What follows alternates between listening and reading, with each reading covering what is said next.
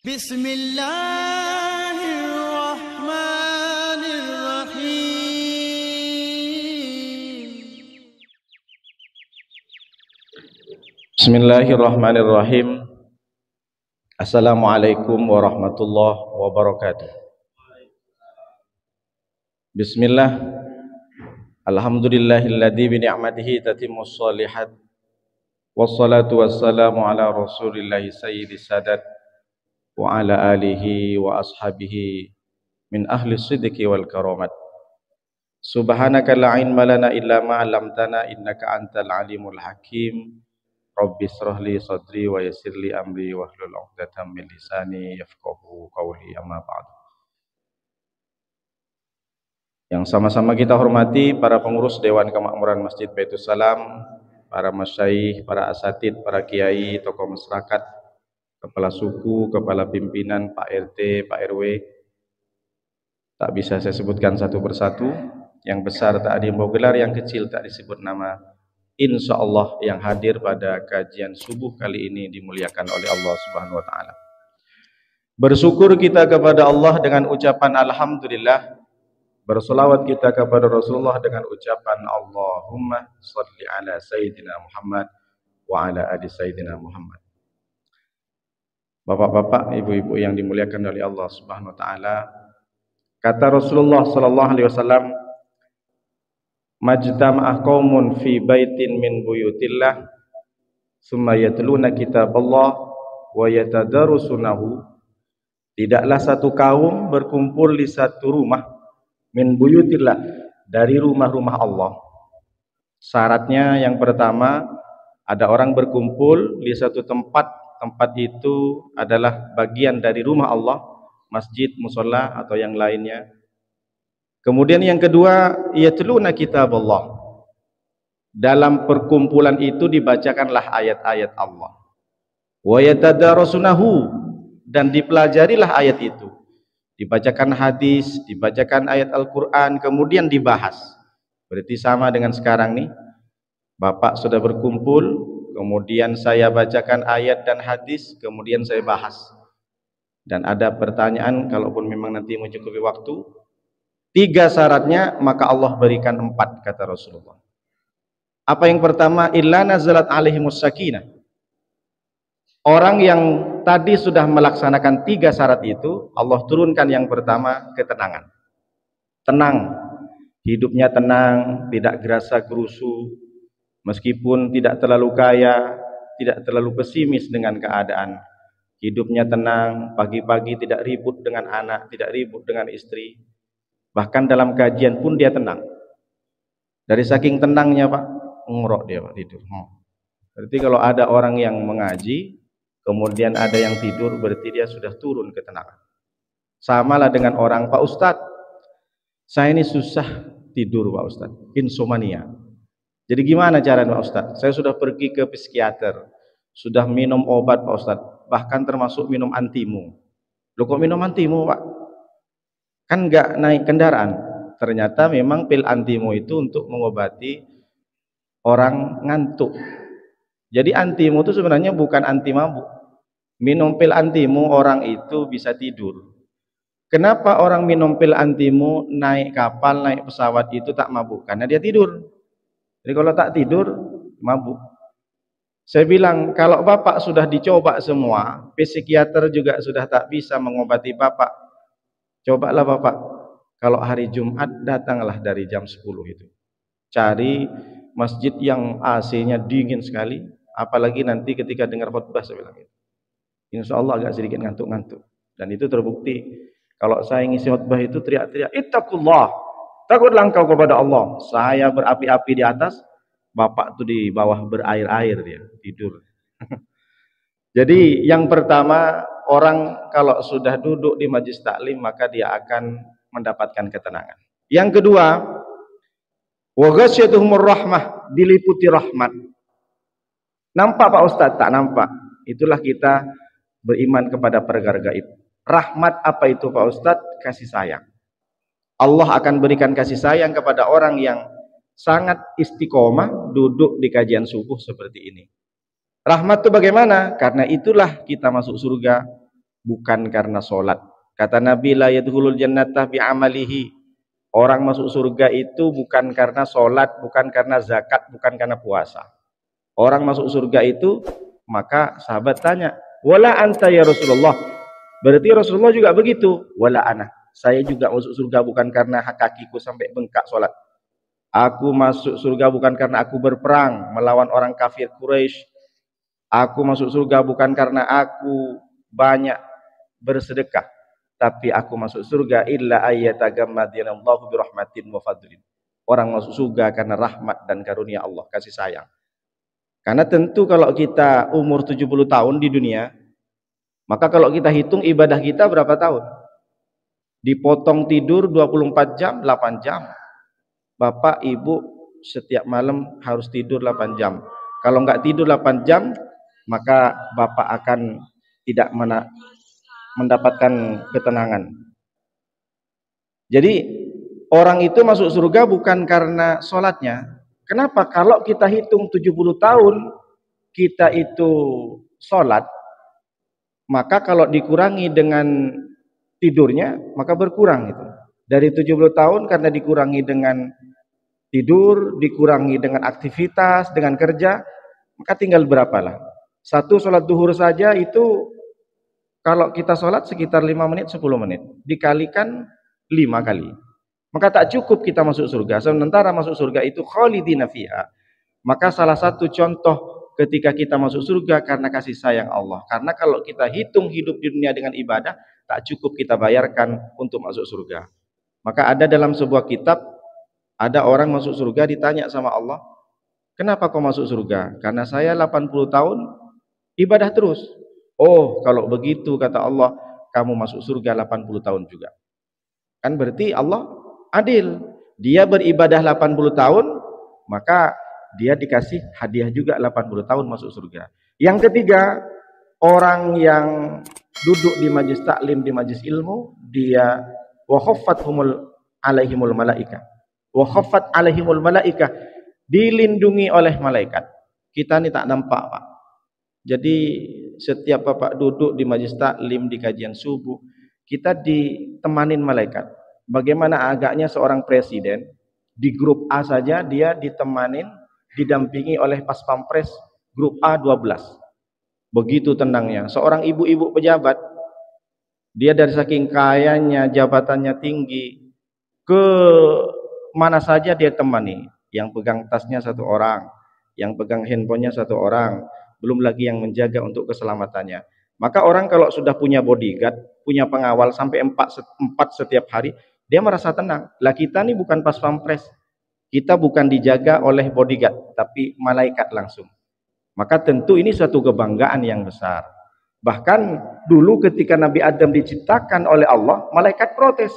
Qalu ataj'alu fiha may yufsidu fiha wa yasfikud dima. Ya Allah, kenapa harus ciptakan manusia? Nanti kalau bumi diciptakan manusia, kemudian dia dihuni oleh manusia, pasti mereka akan error, pasti mereka akan merusak dunia. Tak betul manusia, kata malaikat. Jadi pertama kali diciptakan Nabi Adam, malaikat protes. Kalau diciptakan manusia, dia kerjaannya cuma merusak nanti. Akan melakukan pertumpahan darah. Tapi apa kata Allah? Tentu Allah memberikan spesial istimewaan. Tidak seperti itu. Manusia itu tidak seperti apa yang kau katakan wahai malaikat. Kenapa? Yang keempat itu orang majlis taklim duduk di majlis ilmu, wa dzakarahumullahu fiman indahu. Allah bangga-banggakan kita semua ini di depan malaikat. Ini contohnya. Ada jemaah Baitus Salam.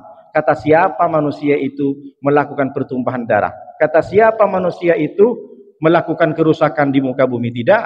Ada orang-orang yang dipilih oleh Allah meskipun berbagai macam kesibukan di rumahnya, di tempat kantornya, tapi mereka sentuh hatinya, disentuh imannya oleh Allah, sehingga bapak-bapak yang hadir di sini menjadi orang-orang pilihan. Maka tentu dengan 4 keutamaan ini majelis ilmu, tanamkan dalam hati bapak, maka tidak akan ada rasa malas kemanapun kita akan pergi untuk duduk di majelis ilmu. 3 syaratnya, duduk di tempat yang berkumpul di rumah Allah, kemudian mendengar kajian-kajian Al-Quran dan hadis dan mempelajarinya, diamalkan, maka 4 kita dapatkan. Mudah-mudahan amal Bapak Ibu ini hari ini yang sudah duduk di kajian subuh, insya Allah 4 ini akan Allah berikan. Tentu kita harus bisa memaknai bahwa semua pahala, semua janji-janji Rasulullah tidak langsung nampak di depan mata. Itulah kenapa hebatnya umat Nabi Muhammad, tidak pernah bertemu dengan Nabi Muhammad, tidak pernah tahu surga dan neraka, tapi begitu besar imannya. Dan kita termasuk umat terbaik nanti di yaumil qiyamah, kita menjadi orang yang pertama kali masuk surga dibanding dengan umat-umat lain. Bapak-bapak yang dimuliakan oleh Allah Subhanahu wa taala, sebagai pengantar majelis taklim tadi, bahwa biar agak lebih banyak termotivasi dan semangat untuk terus hadir di kajian-kajian yang lainnya. Kali ini saya akan menyampaikan hadis yang ada dalam kitab Al-Mustadrak, riwayat Imam Hakim. Ada juga dalam kitabnya Imam Baihaqi, nama kitabnya Az-Zuhd. Ada 3 wasiat yang disampaikan oleh Rasulullah SAW. Satu ketika, ana rajulan, ada seorang lelaki datang ke Rasulullah. Pada waktu itu Rasulullah bersama dengan sahabat yang lain. Apa kata si laki-laki ini? Ya Rasulullah, ausini wa aujiz. Ya Rasulullah, berikan saya wasiat, wa aujiz, dan persingkatlah wasiat itu. Berarti dari dulu itu sudah ada, Pak. Sekarang ini kan banyak ibu-ibu nelpon, Pak Ustadz, tolonglah datang ke rumah Pak Ustadz. Kenapa Bu? Anak saya mau akikah Pak Ustadz. Nanti minta doanya Pak Ustadz, tapi kasihlah sedikit-sedikit tausiah Pak Ustadz. Pak Ustadz, saya baru beli rumah baru.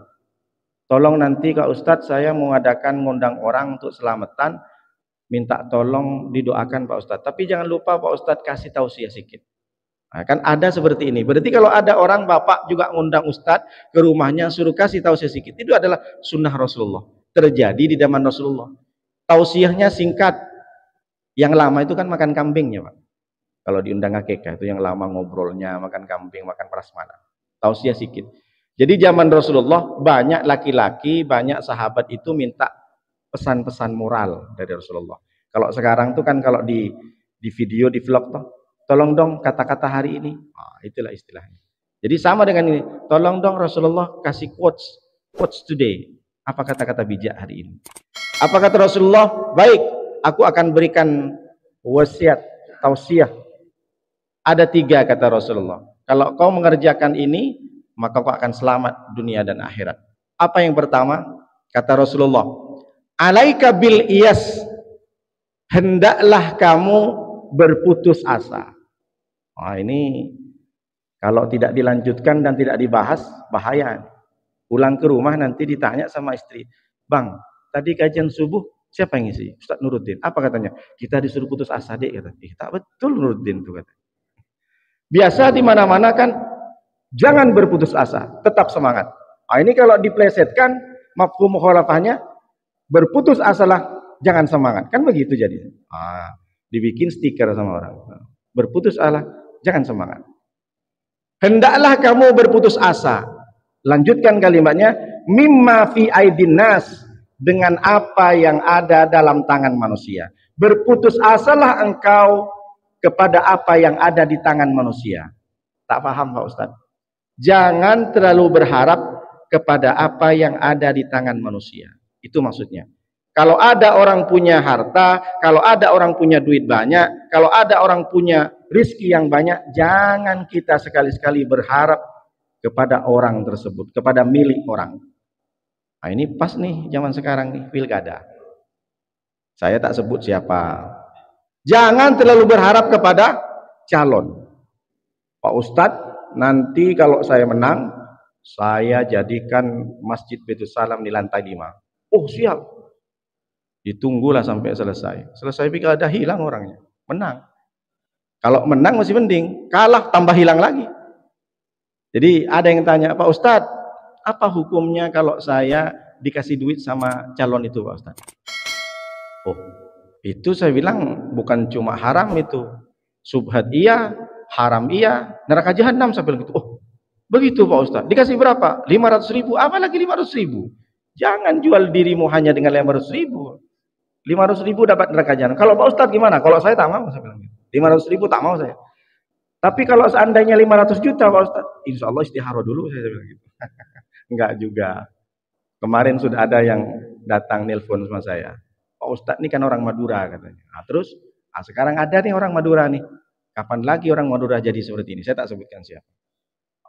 Nanti Pak Ustadz dimasukkan ke tim pemenangan nasional. Udah dikasih SK. Tolong Pak Ustadz rekening. Kalau memang iman ini tak kuat. Untung iman kuat. Selesai Pak. Jangan terlalu berharap kepada manusia. Manusia akan meninggal dunia. Jangan terlalu berharap kepada kawan. Kawan bisa jadi lawan. Jangan berharap kepada pohon. Pohon suatu saat dia akan tumbang. Jangan berharap kepada batu. Batu tidak akan memberikan manfaat.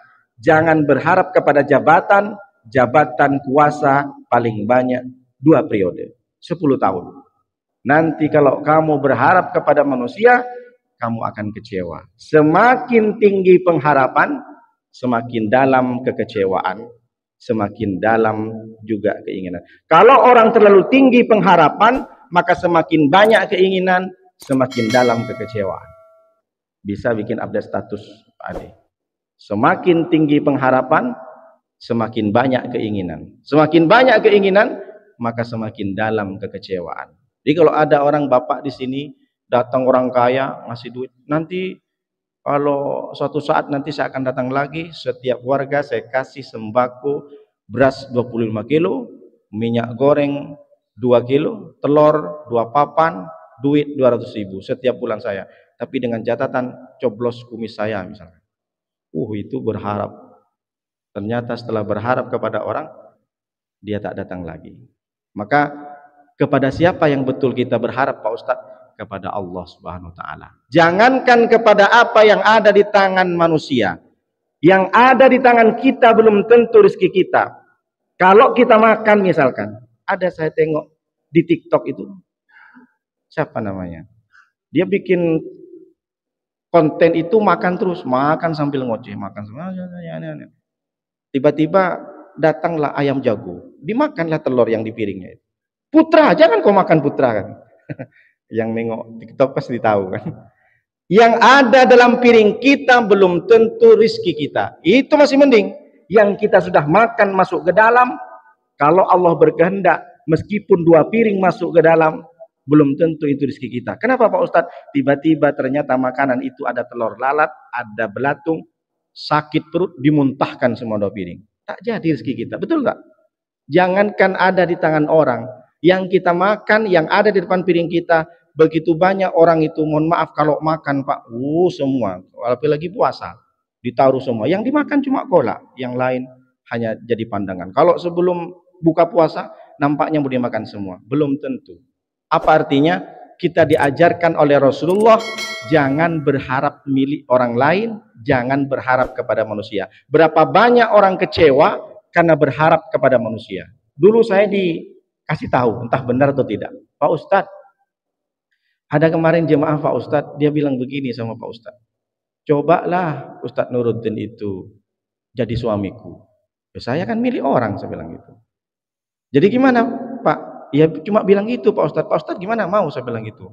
Bukan masalah mau tidak mau, orangnya kayak siapa? Umur 75 Pak Ustadz. Tak betul saya bilang gitu. Ini berharap jadi suami atau berharap jadi bodyguardnya, saya bilang gitu. Ini tak boleh berharap. Jangan pernah berharap apa yang dimiliki orang. Maka kalau orang tidak terlalu berharap kepada harta orang lain, dia tidak akan julid, dia tidak akan iri, dia tidak akan hasad. Orang lain beli kulkas baru, dia pula kedinginan. Orang lain beli mobil baru, renovasi rumah, dia pula masuk UGD. Kenapa? Karena terlalu berharap. Maka berharaplah kepada Allah. Ada tetangga kaya, mestinya kita doakan, ya Allah, mudah-mudahan tetangga yang kaya itu nanti lebih banyak lagi sedekahnya. Ya Allah, hari ini saya tengok tetangga dapat anak baru, sementara saya bertahun-tahun tak punya anak. Mudah-mudahan ya Allah, yang anak yang dimiliki oleh tetangga yang baru itu menjadi anak yang soleh dan soleha. Maka datang malaikat, mudah-mudahan kau punya anak dan anakmu juga soleh dan soleha. Jadi kita nih ajarkan pertama bagaimana kita bersikap jangan terlalu berharap kepada manusia. Begitu juga terjadi kepada Nabi Muhammad SAW. Bagaimana Allah memberikan pelajaran kepada Nabi Muhammad? Waktu masih di kandungan, bapaknya meninggal. Ketika umur 6 tahun, ibunya meninggal. Ketika diasuh oleh kakeknya Abdul Muthalib, meninggal juga. Ketika menikah dengan Siti Khadijah pun meninggal juga. Pamannya Abu Talib meninggal. Maka barulah sedikit banyak Rasulullah sadar ketika dia di Taif, dilempar batu berdarah. Maka apa yang terjadi? Dia mengadu kepada Allah, ilaika asku dha'fa quwwati wa qillahilati wa hawani bainan nas. Hari ini ya Allah, saya dipermalukan sama manusia. Saya dilempar batu. Dulu memang aku ada tempat bergantung, ya Allah, karena ada Abu Thalib pamanku. Dulu aku ada teman curhat karena aku punya istri Khadijah. Sekarang saya tidak punya siapa-siapa, ya Allah. Saya hanya punya Engkau, ya Allah. Kata Rasulullah, ini menunjukkan bahwa kita tuh yang boleh berharap kepada Allah yang kekal abadi selama-lamanya. Al-Hayyul Qayyum, la ta'khudhuhu sinatu wa la naum. Allah itu Maha hidup. Al-Qayyum, Allah Maha mandiri, Maha yang selalu mengurus tentang keadaan kita. Berapa kedipan mata yang kita rasakan? Coba kita hitung. Bisa enggak kita 24 jam menghitung kedipan mata ini? Sempat kita bangun tidur tak bisa merem lagi, Pak. Begini, Pak, melotot. Mau kemana? Ke sana. Nah, ini nikmat yang besar. Berarti Allah ada yang mengurus. Maka kita tentu bersyukur kepada Allah dan berharaplah kepada Allah. Jangan berharap kepada dokter. Bukan berarti tak boleh kita ikhtiar. Jangan berharap kepada istri. Istri pun, Pak, tidak boleh terlalu berharap kepada harta suami. Kenapa? Dia berharap gimana lah caranya suami itu ya tertinggal duitnya di bajunya ketika nyuci mesin cuci. Bagaimana nanti suami bisa tertinggal duitnya 100, 200. Tak tahunya terlalu berharap ditengok 2.000, 3.000 yang tertinggal. Jangan berharap siapapun yang dimiliki oleh orang lain, meskipun itu adalah saudara kita, orang tua kita. Apalagi kita banyak kan, orang tua itu berebutlah anaknya. Berapa banyak seorang anak berebut warisan dan berantem bahkan saling membunuh. Ini terlalu anak berharap kepada warisan orang tua. Hari ini kita diajarkan oleh Rasulullah SAW, jangan menggantungkan harapan kita kepada makhluk, tapi gantunglah kepada Allah. Kalau kita berharap kepada Allah, maka pasti akan semakin tinggi pengharapan kita kepada Allah, semakin tinggi kita beribadah istiqomah dan selalu terus melaksanakan perintah Allah. Itu yang pertama. Lalu yang kedua kata Rasulullah, wa iyyaka wat-tama', berhati-hatilah engkau, takutlah engkau kata Rasulullah, wat-tama', kepada sifat tamak, kepada sikap tamak. Tamak, kalau ada orang Sumatera di sini, Pak. Kalau orang Padang biasa bilang apa? Pak RT ada. Orang tamak itu bahasa kampungnya apa, Pak? Serakah itu bahasa Indonesia. Pak, ada bahasa kampung, Pak. Kemarin saya tanya, lah lobo, Pak. Lah lobo ada, Pak. Lobo cogo ya. Itu. Nah, kalau di kampung Pak Ade apa Pak Ade? Kalau tamak itu macam-macam lah. Kalau di Melayu ada pelacau, ada Bapak tahu. Kalau di kampung Bapak lobo ya, lobo cogo. Nah, banyak orang tidak paham tamak itu dikira rakus, kalau makan banyak over, kalau minum pokoknya numpuk harta banyak-banyak. Sebenarnya tamak itu kata dasarnya memang seperti itu. Dia tidak puas dengan dunia. Tapi tamak kata Rasulullah dilanjutkan kalimatnya, at-tama'u al-faqrul hadir. Fa innahu al-faqrul hadir. Sifat tamak itu adalah merasa kurang. Al-faqrul hadir, kefakiran yang selalu hadir dalam diri manusia. Selalu dibisikin kurang terus. Kau tengoklah tetangga tuh, pagarnya 5 meter. Masa pagarmu cuma 1,5 meter? Selalu merasa kurang, fakir. Sehingga kalau orang sudah punya rasa fakir, bermental miskin, timbullah sifat-sifat yang lain. Karena dia tamak, maka timbullah sifat apa itu Pak Ustadz?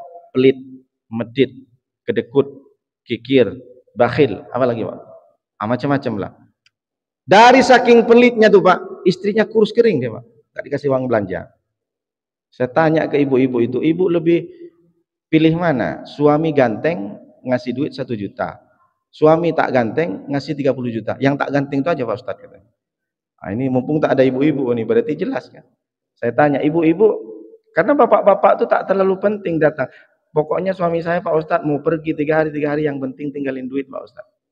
Ini kadang suaminya ngasih 1 minggu 100.000, ditanya, bang minta uang belanja bang. Iya, lah duit yang kemarin 100.000 seminggu mana cukup bang. 100.000 ditanya masih terus.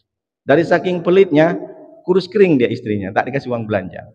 Tamak itu akan melahirkan sifat pelit. Ini saya cerita Pak, jadi biar paham tamak itu seperti apa. Dulu saya di kampung tuh, ada orang yang kaya raya.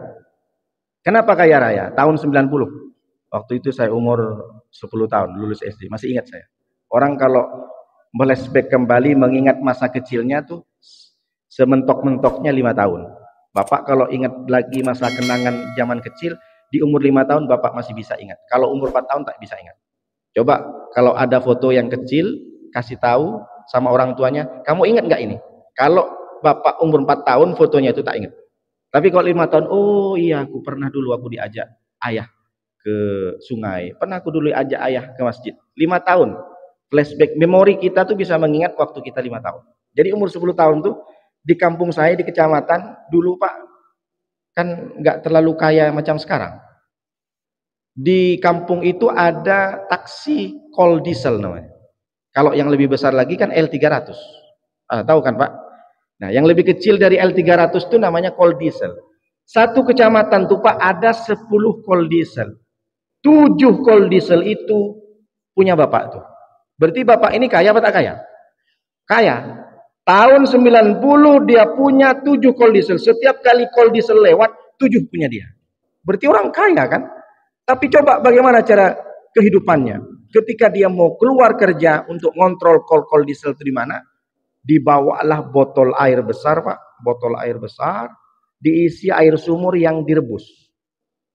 Jadi seharian dia keluar dari rumah, minum itu saja. Kenapa? Untuk menghindari beli air botol. Di dalam tas laptopnya isinya apa? Pisang rebus sama pisang ubi, sama ubi rebus. Setiap kali lapar dibukanya sedikit, dimakan sedikit, pelan-pelan. Orang kaya setiap hari dia menghindari untuk tidak makan di warung. Rela dia ambil air mentah dari sumur yang direbus, kemudian bawa pisang rebus sama ubi rebus. Pelit apa tak pelit nih Pak? Ketika dia duduk dengan kawannya untuk ditraktir di warung, makan-makan sama kawannya ngajak-ngajak. Karena namanya orang kaya kan, mau sering traktir. Pas waktu pembayaran, pura-pura mencret dia Pak ke toilet. Ditengok dari toilet, udah bayar belum? Udah bayar belum? Ada nggak seperti itu orang? Jangan diperjelas Pak. Jadi untuk menghindari membayar mentraktir orang, dia sok-sokan ngajak, ayo kita ngopi kita. Pas waktu pembayaran, pura-pura hilang, tak kemana? Kemana tadi? Aku tadi nelpon katanya. Padahal nggak nelpon, ditengok dari jauh tuh. Udah bayar belum kawan itu katanya. La ilaha illallah. Ini bukti bahwa salah satunya dia merasa kurang. Kenapa? Kalau aku traktir kawan, maka uangku berkurang. Kalau aku sedekah, maka duit yang di rekeningku itu 1 juta, nggak jadi 1 juta. Kalau aku sedekah, kalau aku traktir orang, maka aku tak bisa bayarkan SPP anakku. Terus begitu. Ini namanya tamak. Al-fakrul hadir. Orang punya sikap tamak, punya sifat tamak, maka muncullah sifat-sifat pelit. Ini contoh yang pertama, Pak. Contoh yang kedua ada di kampung juga. Saya selesai pondok. Saya selesai pondok dari tahun 93, saya masuk pondok. Keluar dari pondok itu tahun 2003. Sekitar berapa tahun tuh Pak? 10 tahun kurang lebih. Jadi datang saya ke tempat kawan itu, sama-sama satu pondok. Kawan saya 2 orang, jadi 3 orang sama saya bertamu. Bertamu sama kawan itu, saya datang ke rumahnya jam 10. Sampailah duhur. Duhur ternyata sudah adzan, kita ke masjid. Lewat dari duhur kita masih duduk. Ini tentu kita perlu jadi perhatian. Kalau ada tamu Bapak, kemudian dia tak pulang-pulang lewat dari duhur, maka Bapak segera siapkan makan siang. Apalagi nengok tamu sudah merengut begini. Merengut terus sudah meleleh keringat. Lapar dia Pak. Kalau ada tamu, bertamu ke rumah Bapak, lebih dari duhur tak pulang-pulang, itu adab kita tuh siapkan makan siang.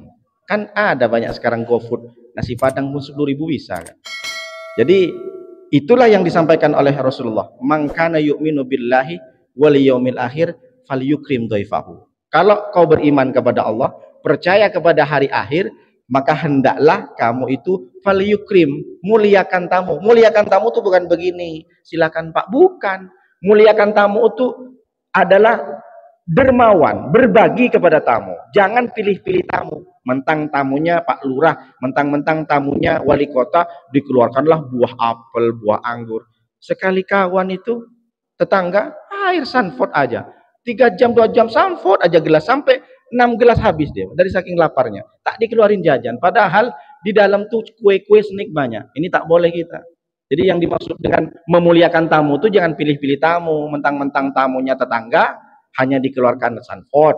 Mentang-mentang tamunya kawan sendiri, tapi sekali datang orang DPR atau segala macam, dikeluarkanlah. Ini tak boleh. Termasuk juga ketika sudah adabnya lewat dari jam duhur, maka kita siapkan makan siang. Dulu zaman Rasulullah, ada sahabat bertamu kepada salah satu sahabat, dan sampailah waktunya makan siang. Di dapur itu hanya ada makanan 1 piring yang cukup untuk anak dan istrinya. Jadi bagaimana caranya sahabat nih? Dia pura-pura istrinya suruh bunyikan piring sama sendok. Saya bilang kawan, kita nggak mau balik katanya. Tunggulah dulu katanya. Kita ini kan ntar lagi ada makan siang. Kebetulan si kawan yang menerima tamu nih punya ternak ayam kampung Pak. Akhirnya sampai setelah 1:30 sampai jam 2 ada harapan. Akhirnya si yang punya rumah ini bilang sama anaknya. Kalau orang Sumatera tuh kalau panggil anak tuh apa, ucok ya Pak ya. Ucok. Kalau di orang Jawa tole ya kan. Kalau di kampung saya cong. Kalau orang Sumatera itu buyung ya, buyung. Ah, buyung ya. Kalau ucok itu mana Pak? Ucok di mana? Sumatera Utara. Kita pakai yang Sumatera Utara aja. Ucok katanya. Nah, kalau di kampung kan tak ngerti pula Bapak, kan ada orang Madura di sini kan. Kalau di Madura kan cong gitu. Cok. Iya ya. Coba kau kejar ayam dulu itu katanya. Wah, kawan saya. Makan siang kita. Makan ayam kita katanya. Iya ya, kejar ya. Iya katanya. Sampai 2:30 Pak, nggak datang ucok tuh Pak. Saya berpikir lama, kata kawan, coba pikir. Kan si Ocok itu tadi disuruh ngejar ayam. Iya juga saya bilang itu. Saya cek si Ocoknya, asik nak ngejar ayam tuh Pak, keliling rumah. Kejar ayam terus gitu. Akhirnya tak betah kawan saya. Udah balik kali, balik. Pak, saya mau balik dulu Pak katanya. Oh jangan dulu Pak Ustaz. Ini masih ntar lagi. Si Ocok masih ngejar ayam. Ya. Kapan makannya kalau dikejar terus, saya bilang gitu. Saya tanya sama si Ocok, Cok, kenapa kau kejar terus nggak ditangkap? Kita lapar. Kata ayah perintahnya suruh kejar aja Pak Ustaz katanya. Saya pikir iya juga, saya bilang gitu. La ilaha illallah. Yang punya rumah itu untuk ngapusin Pak, ngapusin sama tamu. Cok, tolong kejar ayam. Memang tak salah Ucok, rupanya Ucok itu aslinya kejar ayam terus, nggak ditangkap-tangkap. La ilaha illallah. Ini modus namanya kan. Yang punya rumah itu modus untuk ngapusin si tamu itu. Jadi ini tentu yang pertama nih masuk. Jangan terlalu berharap kepada orang, akhirnya kau lapar sendiri, pulang, akhirnya bukan senang Pak kita pulang dari rumah itu, menggerutu Pak, dasar pelit medit kedekut katanya. Dari jam 10 kami bertamu, hanya air putih aja sama pisang. Waktunya makan siang. Ini menjadi pembelajaran Pak. Jangan tamu tuh diakal-akalin gitu. Jadi saya pun lama berpikir ini bagus nih jadi bahan materi ceramah seperti itu. Karena fakta. Ternyata memang benar, Ucok pun tak salah. Perintahnya cuma ngejar, bukan ditangkap. Ya, kapan kita makan? Nah, ini salah satu bentuk orang ini terlalu pelit, terlalu medit. Nah, ini tak betul. Maka buang sifat tamak. Jadi sifat tamak itu Pak, sikap tamak bukan kita rakus dengan makanan, tidak. Merasa kurang. Kalau nanti ini dikasih ke orang, aku mau makan apa? Sama dengan Bapak. Makanya orang bersedekah kata Allah itu min khairin, dari yang paling bagus. Kalau mau dikasih ke orang yang bagus, ini banyak orang ngasih ke orang kalau sudah tak cocok, tidak menjadi makanan favoritnya, baru dikasih ke orang. Nengok makanan kalau sudah sampai 3 hari baru dikasih ke anak-anak. Pertama disimpan aja di kulkas, lama-lama karena tak ada yang makan baru dikasih ke orang. Kenapa? Karena baginya dia tidak cocok dan tidak baik. Mestinya kita bersedekah tuh yang baik. Caranya gimana? Belikan orang itu kan masih bagus. Ini kadang banyak orang memberikan sedekah kepada orang yang jelek, harusnya yang bagus. Bagus menurut kita. Kebanyakan orang kalau sudah tak bagus menurut kita, baru dikasih ke orang. Ah, ini tak betul. Maka jangan sampai sifat tamak. Jadi sifat tamak, bapak-bapak ini sekarang sudah tahu bahwa sifat tamak itu akan melahirkan al-fakrul hadir. Kalau ada orang pelit, berarti dia ada sifat tamak yang menggerogoti. Maka jadi orang seperti ini kata Rasul tidak akan berhenti. Ini yang kedua. Lalu yang ketiga kata Rasulullah, wa iyyaka ma yu'tadaru minhu. Wa iyyaka ma yu'tadaru minhu. Berhati-hatilah engkau, takutlah engkau kepada sesuatu yu'tadaru minhu yang pada akhirnya engkau akan menyesal. Takutlah, hati-hatilah engkau kepada apa yang kau ucapkan, ternyata ucapanmu itu membuat engkau malu, membuat kau menyesal. Jangan bercakap-cakap kalau pada akhirnya cakapmu itu tak benar, cakapmu itu fitnah. Jangan berbuat sesuatu kalau perbuatanmu pada akhirnya membuat kamu menyesal. Paham gak sih Pak? Jangan melakukan sesuatu yang perbuatan itu nanti kamu akan menyesal. Kenapa? Karena salah. Bagaimana? Cakaplah, tak berhenti, pang ping pung. Ternyata yang diucapkan salah. Malu nggak? Malu. Jadi itulah saya ingat, lain ladang, lain ilalang. Orang ini masalah cakap nih berbeda-beda. Kalau di India itu cakap aja besar Pak, cakap aja banyak. Kerja tak ada dia Pak. Makanya kalau nengok India itu apalagi di film tuh mari tumhare se tumpas ai kuch tai kabi gusi kabi gem. Orang India kalau tengok di film kan ngomong aja. Tak berhenti Pak. Kerja tak ada. Itu orang India.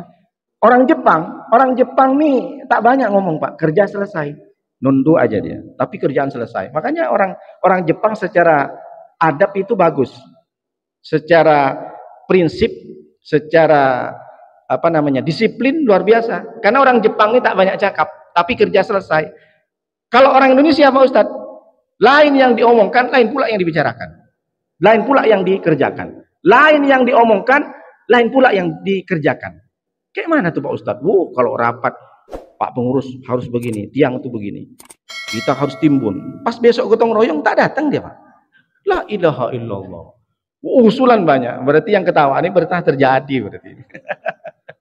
Begini Pak, begitu menggebu-gebu, meledak-ledak Pak. Begini Pak, pengurus begini. Kita harus begini, posisi ini begini. Pas besok gotong royong tak datang Pak, alasan lah nganter anak lah. Sekali rapat luar biasa Pak. Pakai papan dia. Kalau perlu pakai infokus. Pakai PPT, PowerPoint. Di skema. Sekali gotong royong hilang dia Pak. Apa? Itu memang ciri khas Indonesia. Saya tak tahu Indonesia bagian mana. Bapak lah yang tahu itu. Jadi kalau orang Indonesia ini lain yang diomongkan, lain pula yang dikerjakan.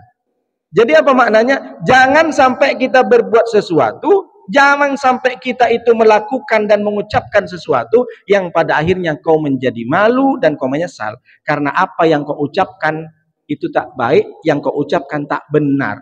Tuduhanmu, prasangkamu itu tak benar. Sementara dia ngomong tak berhenti, tak ada rem Pak. Macam orang di pasar tuh mengkukur kelapa. Bagaimana kukur kelapa? Itu dari saking tak nengok Pak, rupanya sama batok-batoknya pun dikukur juga. Ini jadi hati-hatilah berbicara, direm. Karena pada saatnya kau akan merasa malu. Memang malu itu kenapa? Harus kita punya rasa malu karena malu itu syu'batun minal iman. Al-haya'u syu'batun minal iman. Malu itu bagian dari iman. Ini penting saya sampaikan tentang malu. Jadi kata Rasulullah, paling tingginya iman ini punya 70 cabang. Artinya apa? Banyak hadis-hadis la yu'minu ahadukum hatta yuhibba lillahi ma yuhibbu li nafsihi. Orang beriman bukan cukup percaya kepada Allah, percaya kepada malaikat, percaya kepada Rasulullah, percaya kepada kitab, percaya kepada kiamat dan qadar. Tidak seperti itu karena cabang iman itu banyak. Afdaluha, paling utamanya iman itu adalah tanamkan dalam hati ini la ilaha illallah. Paling tingginya iman, paling utamanya iman adalah kalimat la ilaha illallah. Wa adha, dan yang paling wa adnaha, dan paling rendahnya iman imatatul adha anit thariq, menyingkirkan bahaya dari jalanan. Jadi kalau Bapak di jalan Menyingkirkan batu, duri, kaca, beling itu termasuk bagian dari iman juga, tapi paling rendahnya. Tapi Allah khususkan sebutkan satu, tidak masuk ke situ cara menyebutnya Rasulullah, al-haya'u syu'batun minal iman. Sementara malu itu bagian cabang daripada iman. Rasulullah tidak menyebutkan yang paling tinggi, tidak menyebutkan yang paling rendah, disebutkan khusus oleh Rasulullah. Berarti kalau orang punya rasa malu, dia punya iman spesial khusus. Bagaimana contohnya? Begini, Pak Ustadz santrinya berapa sekarang? Saya punya santri 100. Dari 100 itu yang paling pintar Ade namanya, yang paling nakal namanya Nuruddin, misalkan begitu saya bilang. Dari 100 itu yang paling pintar, yang paling juara namanya Ade, yang paling nakal namanya Nuruddin. Terus ada lagi, ada yang spesial bagi saya Pak, saya bilang begitu. Ada satu orang, dia memang tak pernah juara, dan dia juga tidak bodoh, biasa-biasa saja. Tapi saya baru tahu tadi malam bahwa anak ini spesial. Kenapa? Ternyata setiap malam dia bangun jam 2, setelah dia sholat tahajud, setelah dia sholat witir segala macam ngaji Al-Quran, setelah itu dia bersihkan semua pondok. Saya pun curiga, kenapa pondok setiap hari ini bisa bersih? Rupanya ada orang yang tak pernah dikenal, karena dia tidak pintar, dia pun tidak bodoh, dia pun tidak degil. Orang kalau terkenal dalam siswa ini kan kalau nggak pintar nakal sekali, kan begitu Pak? Orang yang pintar sekali dia terkenal, orang yang nakal sekali terkenal. Ini datar biasa saja, tapi ternyata setiap malam dia bangun tengah malam, dia bersihkan pondok-pondok. Itu yang membuat hati terhanyut. Begitu juga Rasulullah mengumpamakan tentang malu. Paling tingginya iman, la ilaha illallah. Paling rendahnya iman, menyingkirkan bahaya dari jalanan. Tapi malu, kata Rasulullah, bagian dari iman. Berarti malu ini spesial bagi Rasulullah. Tidak dimasukkan ke kategori paling atas, paling rendah. Apa maknanya? Malu kepada siapa? Tentu malu kepada Allah, bukan malu kepada manusia. Banyak orang sekarang malu karena kenal. Jadi kenapa orang ini tidak punya rasa malu kepada Allah? Karena dia tidak mengenal Allah.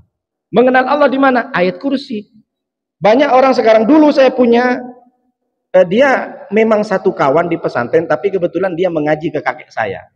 Jadi lulus dari pesantren, rupanya dia berubah penampilannya, bukan pakai sarung, bukan pakai peci, pakai celana pendek, rambutnya dipirangin. Lulus dari pondok sudah 5 tahun, ada di rumah sakit. Kebetulan saya sama kakek saya yang kiai ini mau ke rumah sakit. Dia duduk di dalam, si kakek saya itu masih di mobil. Saya turun duluan, ketemu sama dia sambil ngerokok, diangkat kakinya pakai celana pendek. Oh, situ bro, iya. Ngapain sini? Ini nih, pamanku masuk rumah sakit udah 3 hari. Oh, ngerokok. Santai aja dia. Dia tak tahu kalau ada kiai saya, ada kakek saya tuh di mobil. Akhirnya berapa menit kemudian saya duduk, datanglah kakek saya. Kaget dia langsung. Setelah kaget, dibuang rokoknya, langsung bingung pakai peci, celana pendeknya ditarik ke bawah. Saya, jangan, ntar melorot pula, saya bilang gitu. Dari saking malunya ditarik celana itu, Pak. Malu ada kiai. Saya ketahuan lututku terbuka, aku nggak pakai peci, ngerokok dibuang. Dia begitu takutnya sama kiai karena dia kenal dengan kiai. Dari tadi dia nggak malu-malu. Nah, ini rasa malu. Nah, sekarang malu yang benar bukan kepada manusia. Ada seorang kiai besar ketika dia ke Eropa, dia santai saja bawa perempuan banyak-banyak. Setelah ditanya, kenapa Pak Kiai, ini kan haram? Kan tak ada yang kenal di sini. Lantak-lantak lah, suka-suka aku lah. Begitu orang yang terjadi kepada manusia. Dia malu kalau ada orang. Dia malu kalau ditengok kawannya. Dia malu karena dia kenal dengan manusia. Sementara malu yang diajarkan oleh Allah bukan malu kepada manusia, tapi malu kepada Allah. Berapa banyak orang tak malu kepada Allah? Sudahlah tua, nenek-nenek masih bergaya main TikTok pakai tank top, Pak. Oh, joget-joget dia. Nampaklah keteknya. Kalau keteknya bagus, iya. Keteknya macam leher onta. Main TikTok dia. Aduh. Berapa banyak orang tua, nenek-nenek pakai lipstik tebal. Sudah 80 tahun pakai lipstik. Meleleh lah, Pak. Tak lengket lagi dia. Pakailah alisnya masih begini. Umur 70 tahun.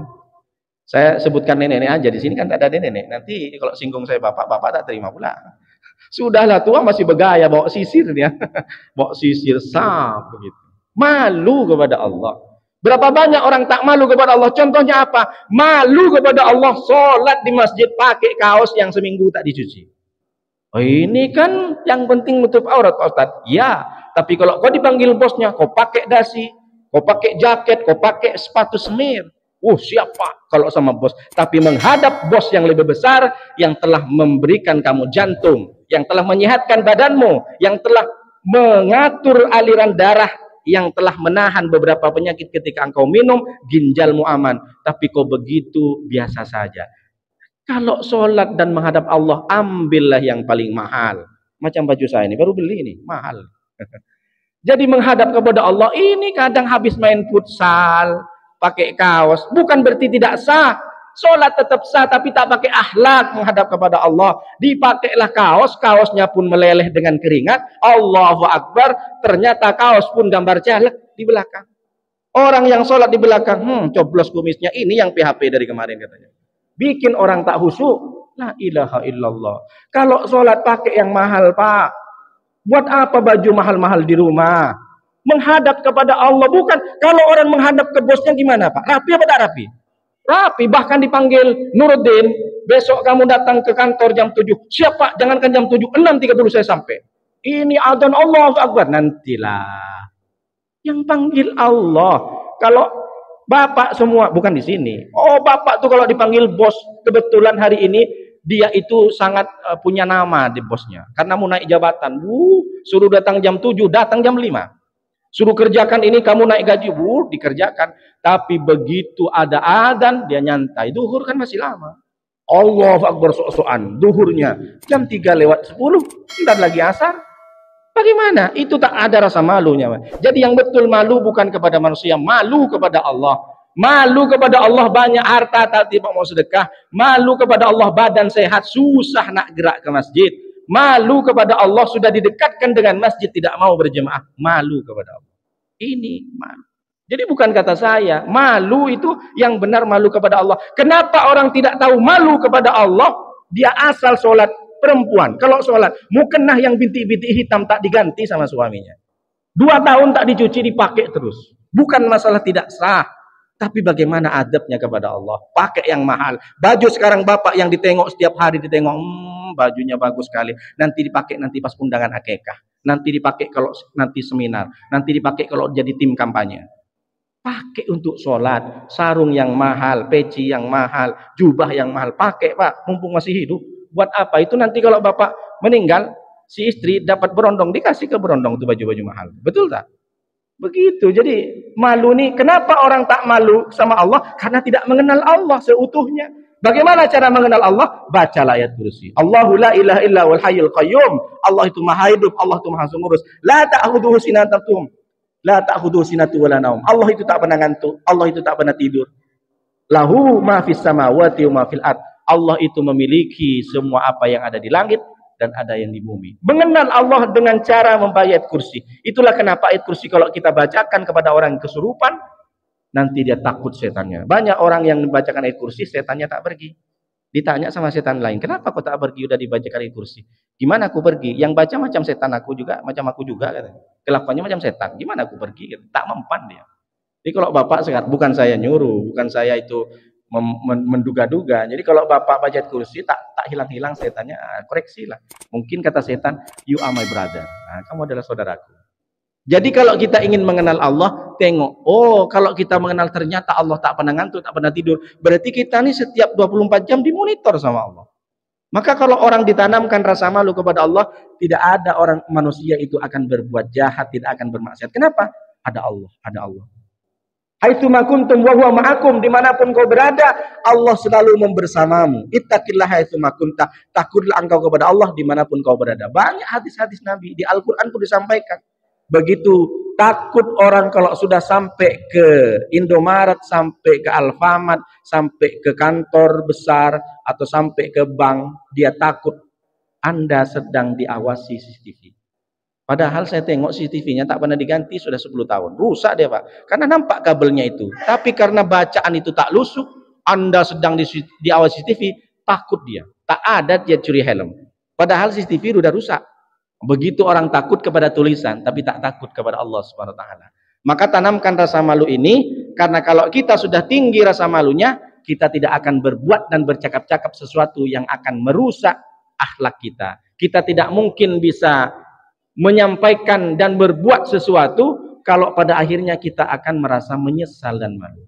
Maka 3 sifat ini mudah-mudahan kita bisa ambil hikmahnya dan kita jalankan. Berputus asa kepada milik orang lain, tak perlu, jangan terlalu berharap kepada milik orang lain. Yang kedua, jangan sampai ada sifat tamak, sehingga sifat tamak kalau menggerogoti tubuh kita, kita akan menjadi orang pelit. Dan yang ketiga, hati-hati berbicara, hati-hati berbuat sesuatu, kalau pada akhirnya kau akan menyesal karena yang kau ucapkan, karena yang kau perbuat itu tidak benar dan itu menjadi fitnah. Mudah-mudahan 3 wasiat ini bisa menjadi pelajaran kepada kita sehingga kita bisa meningkatkan ibadah kita kepada Allah SWT. Demikian yang bisa sampaikan, mudah-mudahan bermanfaat. Hadanallahu ilaikum ila thoriqil mustaqim. Bismillahirrahmanirrahim. Alhamdulillahirabbil alamin wassalatu wassalamu ala asrofil anbiya wal mursalin wa ala alihi washabihi ajmin hamdan syakirin hamdan na'imin hamdan yuwafi ni'amahu wa kafi mazida. Ya Rabbana lakal hamdu kama yanbaghi li jalalika wa 'azimi sultanik. Allahumma shalli wa sallim wa barik ala sayyidina Muhammad wa ala ali sayyidina Muhammad. Allahumma rabbana la tuzigh qulubana ba'da idh hadaytana wa hab lana min ladunka rahmah innaka antal wahhab. Allahumma yassir wa la tu'assir, sahhil umurana umur din wa dunya wal akhirah. Bismillahilladzi la yadurru masmihi syai'un fil ardi wa la fis sama'i wa huwas samiul alim. Hasbunallah wa ni'mal wakil, ni'mal maula wa ni'man nasir, wa la haula wa la quwwata illa billahil aliyil azim. Rabbana atina fid dunya hasanah wa fil akhirati hasanah wa qina adzabannar. Subhanaka rabbika rabbil izzati amma yasifun wa salamun alal mursalin walhamdulillahi rabbil alamin. Al-Fatihah. A'udzu billahi minasyaitonir rajim. Bismillahirrahmanirrahim. Alhamdulillahi rabbil alamin arrahmanir rahim maliki yaumiddin iyyaka na'budu wa iyyaka nasta'in ihdinas siratal mustaqim siratal ladzina an'amta 'alaihim ghairil maghdubi 'alaihim waladdallin amin. Mohon maaf kalau ada salah, Pak. Nanti kalau ada pertanyaan kita sambil ngobrol saja di situ. Demikian, assalamualaikum warahmatullahi wabarakatuh.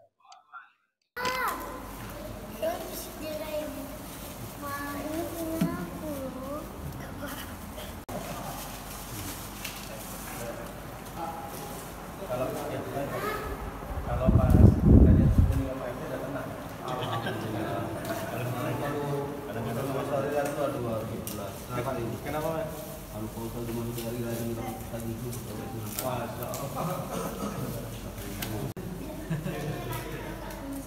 Macam sekarang istilahnya ada seorang pemimpin di Batam, dia rajin sholat subuh. Maka pasti kepala dinas yang lain enakan. Semua kepala dinas wajib sholat subuh. Oh itu nanti tak sholat subuh dipecat dari kepala dinas. Ada Pak, ada hari Pak. Betul Pak. Sadaqallahul azim.